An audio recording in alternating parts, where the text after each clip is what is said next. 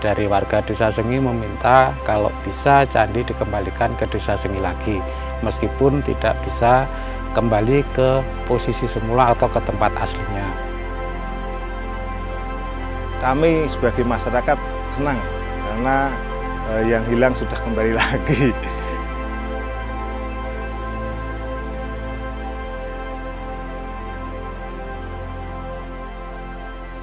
Terus emang sudah 12 tahun, dari 12 tahun itu dipindah daerah Rogohanan, akhirnya tahun ini 2003 ini dipindah lagi sini dijadikan satu jadi kawasan Candi Sengi.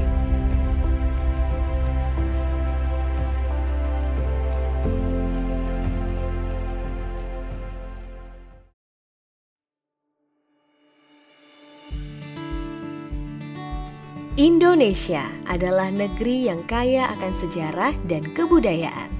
Salah satu peninggalan sejarah yang menakjubkan adalah candi. Candi di Indonesia begitu banyak dan tersebar di berbagai wilayah.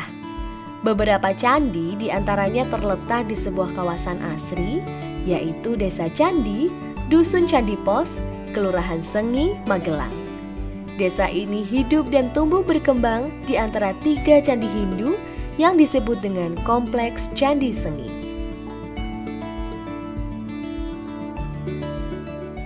Nama saya Wawan Hirman Sulistyo sebagai Kepala Dusun di Candi Desa Sengi, terletak di Kecamatan Dukun, Kabupaten Magelang. Adalah sebuah desa yang terletak di lereng Gunung Merapi. Desa ini dihidupi oleh masyarakat yang mayoritas adalah petani. Selain mempunyai potensi pertanian yang subur, desa ini juga terbilang unik. Disebut Desa Candi karena terdapat 3 candi yang berdiri di antaranya.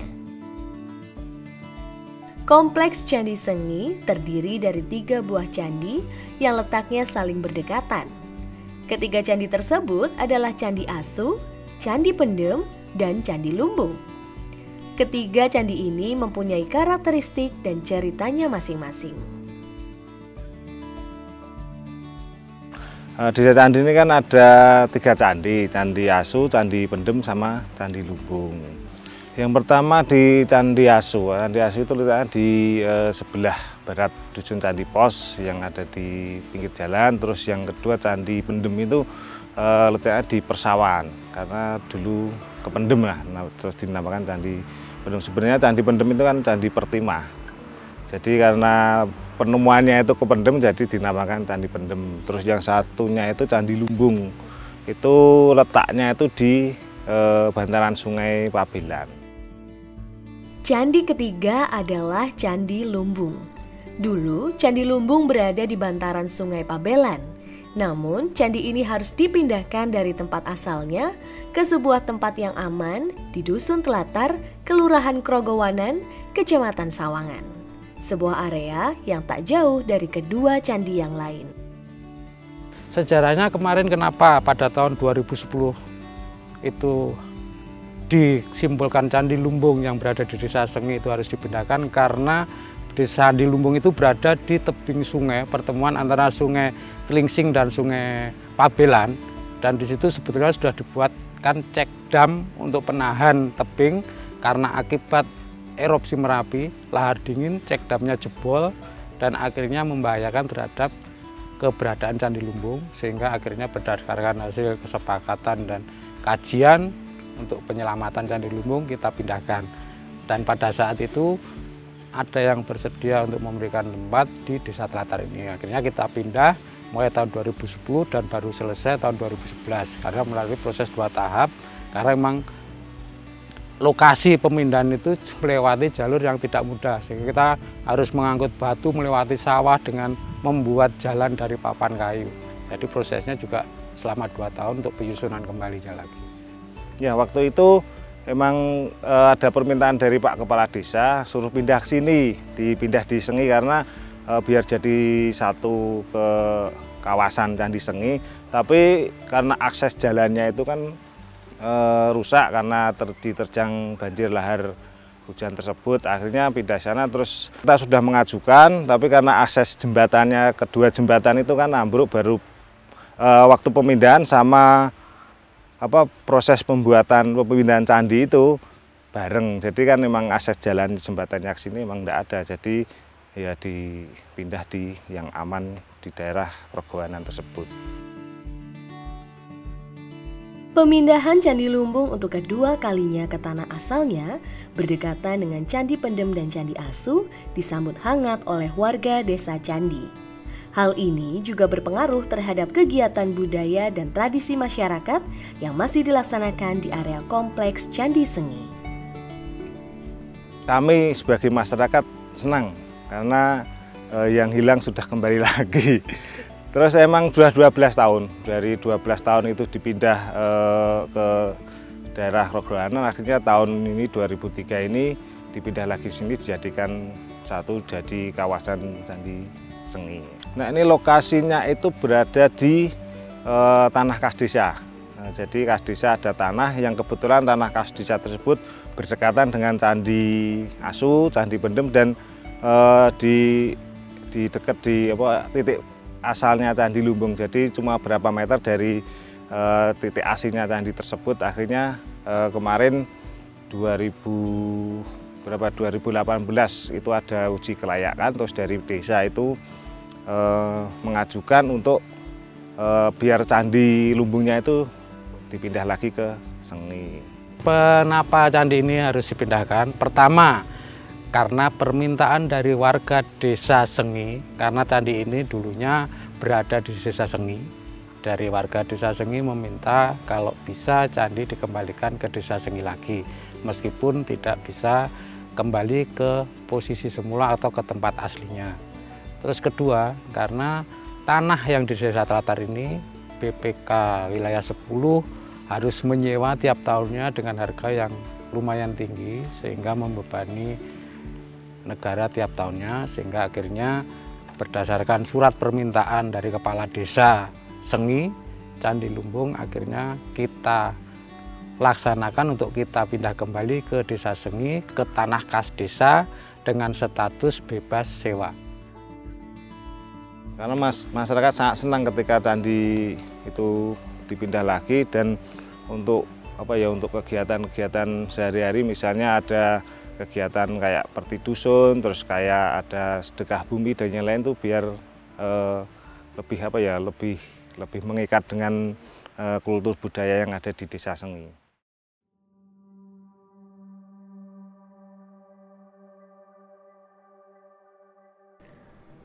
Memindahkan sebuah candi bukanlah hal yang mudah dilakukan. Dibutuhkan beberapa tahapan yang harus teliti dalam pengerjaannya, dan dibutuhkan waktu yang tidak sebentar dengan beberapa tahapan proses. Tahap pertama adalah membuat perancah. Perancah digunakan untuk mempermudah pekerjaan dalam reposisi batu ke bagian komponen candi. Bahan untuk pembuatan perancah adalah bambu petung, kayu balok, dan papan kayu. Pada proses ini dibutuhkan para juru pugar yang bekerja untuk membongkar susunan candi.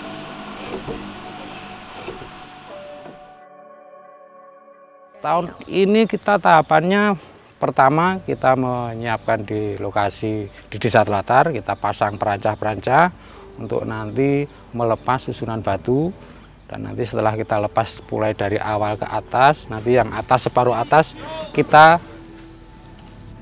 tata di tanah ini dulu, tidak langsung kita pindahkan, kita tata terbalik sehingga nanti untuk memudahkan penyusunan kembali. Terus dari tubuh ke bawah sampai pondasi langsung kita angkat ke lokasi baru untuk disusun terbalik dulu. Setelah nanti lahan yang tersedia untuk penyusunan kembali sudah siap, baru kita susun kembali. Karena memang berbeda, untuk bangunan candi kan berbeda dengan bangunan-bangunan yang lainnya. Jadi penataan itu harus dari bawah ke atas. Kalau kita bongkar berarti harus dari atas kita susun balik sehingga tidak melakukan pekerjaan ulang. Kalau kita susun nanti kita bongkar lagi, masang lagi. Tapi kalau susun terbalik kan kita bisa melepas langsung kita pasang lagi dari atas. Bisa posisinya mau awalnya di bawah, di atas, jadi kita tidak perlu melakukan pembongkaran-pembongkaran ulang. Pembuatan perancah ini fungsinya untuk menurunkan batu dari atas ke bawah. Terus kalau pakai perancah kan batunya tidak rusak. Itu diturunnya satu persatu biar tidak rusak. Nanti sampai di bawah kita melakukan susunan percobaan lagi per lapisnya untuk itu. Teknisnya untuk penurunnya nanti pakai tambang diikat terus kita turunkan pelan-pelan. Dalam menyusun batuan candi, diperlukan ketelitian dalam membongkar maupun memasangnya kembali. Para juru pugar melakukan dokumentasi dan registrasi pada tiap batu candi agar dapat terlacak pasangannya. Sehingga batu akan tersusun kembali sesuai dengan susunan aslinya. Sampai di perancah sudah selesai, kita mulai bongkar, terus setiap lapis itu harus digambar dulu, difoto, pokoknya didokumentasi lah. Nanti tidak kehilangan lacaknya.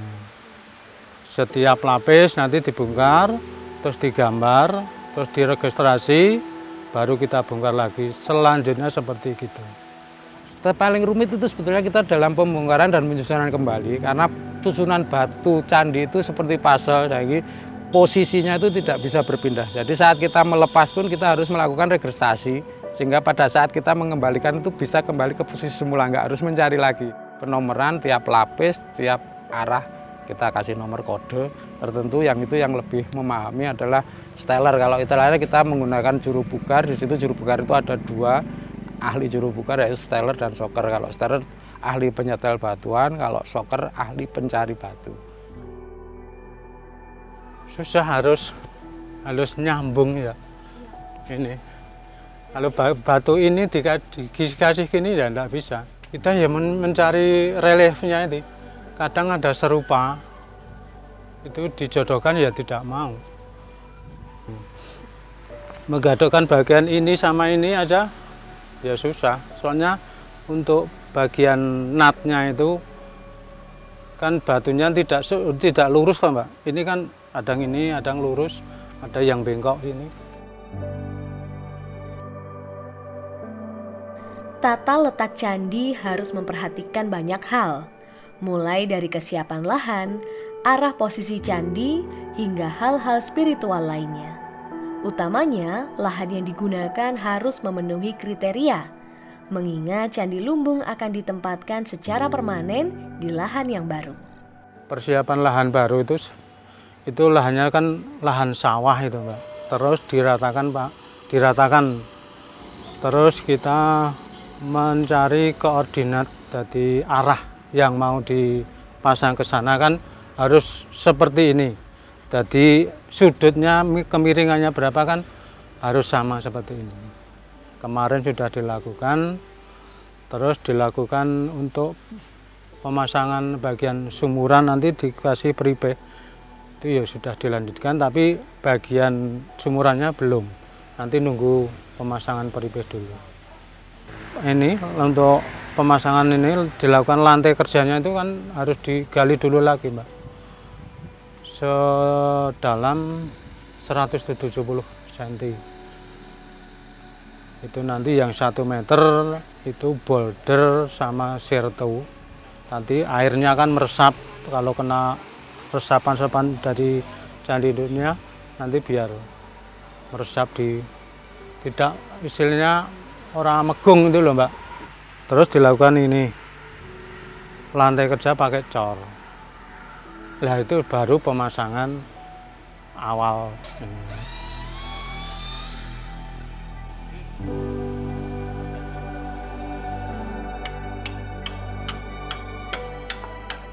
Ini kita rencanakan tahap ini nanti juga terjadi pembangunannya 2 tahap. Tahap awal akan kita laksanakan dari 10 Juli sampai 30 November. Setelah itu tahun depan kita lanjutkan tahap kedua untuk penyusunan dan penyempurnaan susunan dari bangunan Candi Lumbung. Jadi nanti beberapa bagian yang saat ini masih menggunakan batu putih, karena dulu memang belum disempurnakan, karena di sini awalnya belum tahu apakah selamanya di sini ataukah akan dipindah lagi, ternyata dipindah lagi, dan sekarang sudah yakin bahwa tidak akan dipindah lagi. Makanya besok penyusunannya akan kita mencoba untuk merekonstruksi sebaik mungkin sesuai data yang ada. prosesi pemindahan kita melibatkan dari kantor BPK Wilayah 10 dan memberdayakan masyarakat sekitar. Kita melibatkan dari kantor BPK 10 melibatkan arkeolog, teknik sipil, teknik arsitektur maupun teknik hidrologi juga, dan kita menggunakan juga operator alat berat yang sudah benar-benar menguasai, karena untuk mempercepat proses kita menggunakan alat berat untuk penyiapan lahannya dan untuk pengangkatan batunya. Jadi sudah agak membantu biar lebih cepat dan nanti bisa menghasilkan pada saat penyusunan kembali waktunya bisa lebih lama dan bisa tersusun lebih baik lagi dari sekarang ini.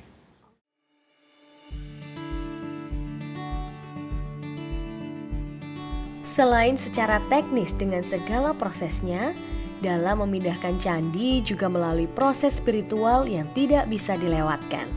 Inilah nilai budaya yang dapat kita serap dari proses pembuatan candi oleh para pendiri dan pembuatnya terdahulu. Hal ini dilakukan sebagai wujud pelestarian tradisi dan budaya dalam proses pembuatan candi. Kita sebetulnya untuk pemindahan candi itu sebetulnya tidak secara konsep kan tidak ada kita secara ilmiah untuk memindahkan, tapi kita melestarikan tradisi budaya juga tradisi pembangunan candi dari leluhur kita mencoba merekonstruksi mereka ulang agar pemindahan Candi Lumbung ini ya kesannya ada nilai budayanya, gimana dulu proses pembangunan candi, gimana kalau ingin tahu proses pembangunan candi zaman dulu kan dari raja memerintahkan kepada perencana seorang biksu untuk merancang sebuah bangunan candi. Setelah nanti bangunan candi itu disetujui, setelah itu dari para biksu-biksu itu mencari lahan yang mana yang bagus untuk didirikan candi. Itu baru diputuskan untuk pusat pendirian candinya. Di bawah bangunan candi Hindu terdapat sumuran yang di dalamnya ditanam peripih. Proses ini dipercaya sebagai sebuah tradisi yang dilakukan para pendiri candi terdahulu sebagai perwakilan 5 unsur kehidupan manusia di dunia. Nah, sebelum pendirian bangunan candi kan dilakukan semacam upacara untuk menanam peripih yang biasanya ada di dalam kotak dan dibuat sumuran di bawah bangunan candi. Di situ intinya adalah untuk roh dari sebuah bangunan candi. Jadi pemujaan terhadap dewa mana yang akan dipuja dari umat yang akan mendirikan bangunan tersebut. Kalau setiap candi punya sumuran dan peripih belum tentu. Tapi kalau candi Hindu rata-rata memiliki peripih dan sumuran. Tapi kalau candi Buddha hampir tidak ada peripih dan sumurannya. Tapi mereka menanam kayak peripihnya itu di sudut-sudut bangunan. Ya kita mencoba mereka ulang kita zaman dulu untuk menunjukkan kepada masyarakat gini loh. Dulu saat pembangunan candi meskipun tidak bisa persis 100%, tapi kita mencoba melakukan tradisi budaya Jawa seperti yang kan di dalam itu peripih itu kan mereka mengambil tanah dari 8 penjuru untuk mewakili 8 penjuru dewa-dewa di dalam kepercayaan agama Hindu. Terus di dalamnya itu ada biji-bijian, biasa diambil 5 biji-bijian, itu unsur kehidupan. Terus di situ ada logam mulia. Tadi saya juga menanam emas, juga batu permata, batu-batu perhiasan juga itu untuk istilahnya kalau di dalam tradisi itu untuk bekal kehidupan di dalam situ. Berarti itu mewakili 5 unsur kehidupan manusia yaitu air, tanah, udara, api, dan seterusnya. Tradisi budaya yang dilakukan sebelum proses pendirian candi ini merupakan perwujudan pelestarian tata cara pendirian candi. Prosesi dengan adat Jawa pun dilakukan dengan menanam sebuah benda emas, perwujudan wajra Dewa Siwa, serta peripih ke dalam sumuran yang telah digali di lahan yang baru. Itu perwujudan wajra dari Dewa Siwa. Kalau di candi kan biasanya pemujaan utama terhadap Dewa Siwa, dewa yang dianggap tertinggi dari Trimurti dari agama Hindu. Makanya kita mencoba menanamkan di situ unsur Dewa Siwa karena seperti kepercayaan di sini kita melihat dari prasasti Tilingsing kan sebetulnya sumber tertulis mengenai Candi Lumbung itu ada di prasasti Tilingsing yang ditemukan berangkat tahun 802 Saka, kalau di Masehi kan 880 Masehi. diasumsikan karena Candi Lumbung itu berada di tepi Sungai Tlingsing dan pertemuan dengan Pabelan, diasumsikan prasasti tersebut berhubungan dengan Candi Lumbung. Selain proses adat Jawa yang telah dilaksanakan, umat Hindu pun melakukan upacara ibadah Hindu sebagai wujud penghormatan kepada Sang Hyang Widi. Prosesi ini juga ditujukan untuk memberikan doa kepada persiapan pemindahan Candi Lumbung. Bagi umat Hindu, candi adalah tempat pemujaan dewa. Candi berfungsi sebagai devastanam atau tempat suci dan tastalam atau surga di bumi. Sehingga candi merupakan tempat suci yang menghubungkan antara manusia dan dewa. Umat Hindu datang dari Bali secara khusus ke desa Candi untuk melakukan prosesi ibadah keagamaan Hindu. Prosesi ibadah ini dilakukan di atas lahan baru, di mana Candi Lumbung akan dipindahkan secara permanen.